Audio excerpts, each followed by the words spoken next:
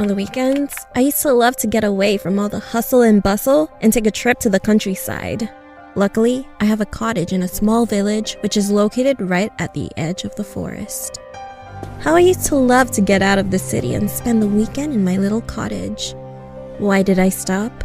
Well, I'll tell you. After a hard week at work, I needed to rest, so I decided to get out of town. I went home, packed my bags, threw them in the trunk, and drove off.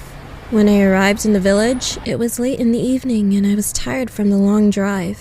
I went straight to bed and fell asleep quickly. In the middle of the night, I was awakened by the sound of my car alarm going off. I looked out the window, but there was nobody in sight. I found my car keys, pressed the button to shut off the alarm, and the awful noise stopped. I laid back down and tried to fall asleep. All of a sudden, the alarm went off again.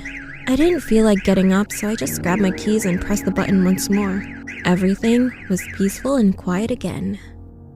However, 5 minutes later, the alarm went off a third time. Once or twice could have been an accident, but now I was wondering what was going on. Could someone be playing tricks on me in the middle of the night? I got up again and pressed the button to turn off the alarm. But this time, I didn't lay back down. I stood at the curtains and watched. After a few minutes, I saw something by the light of the moon. A shadow emerged from the bushes and slowly approached the car. I could just about make out the shape. It was something tall, skinny, and black. The figure reached out with its long, thin arms and knocked on the car. The alarm went off again, and quick as a flash, the dark figure retreated back into the bushes. At that moment, I realized what was going on and began shaking with fear. I turned off the alarm and continued to watch. The thing emerged from the bushes again, slid silently over to the gates, threw a hand through them, and removed the partition holding the gates closed. I was paralyzed with fear, and I couldn't move. My mind was overcome by panic thoughts. What was it? What did it want from me? What was it doing? Would it ever go away? A shiver ran through my body, from my head down to my toes. My mouth was dry and my heart was beating fast. I was so tense, I was gritting my teeth and clenching my hands into fists. I regained control of myself and ran down the stairs as fast as my legs could carry me to the ground floor.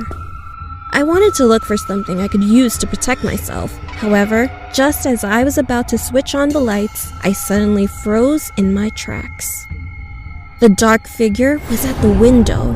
It was pressed up against the glass, staring in, looking to see whether or not there was someone home. I immediately ducked down behind the sofa and peered out. That's when I realized what all those tricks with the car were for. It was trying to lure its victim outside. I couldn't take my eyes off its hideous face. Its skin was the color of ash and covered with wrinkles. Its eyes were small, beady, and completely black. Instead of it having a nose, there were 2 ragged holes.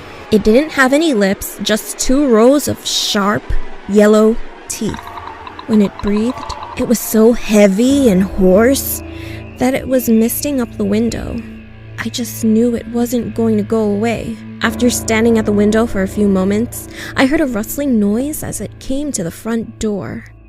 I watched as it tried to push its fingers through the gap under the door. The handle began to twitch wildly up and down. The creature emitted a chilling sound. It was not like a human voice. It was a deep, beastly growl, like an angry dog chewing on a bone. I knew that if it heard me, it would keep trying until it found a way to get into the house. I crouched down behind the sofa, hiding in the shadows and desperately trying not to make a sound. Tears began involuntarily streaming down my face, no matter how much I tried to stop them. I could feel my pulse pounding in my temples, and I was shaking like a leaf, just waiting for it to end. I don't know how long I cowered there. I must have been passed out. When I woke up and looked out the window, the creature was gone. The door was still in place and everything seemed secure. I've never been so relieved in all my life. I ran upstairs and looked out the window. It was light outside, and there was no sign of anything wrong. Taking a chance, I grabbed my keys, and without stopping to collect any of my things, I ran out to the car. I jumped in, locked the doors, and drove away from the village as fast as I could. I didn't stop driving until I got back to the city. When I got back to my apartment, I turned on the radio and heard a news report. The announcer said that, in the village, the dead bodies of 2 girls had been discovered. Their corpses had been mutilated and dumped in a swamp. I guess the creature found what it was looking for. I don't want to, but I am curious to know. What would have happened if I didn't make the right decision of sprinting?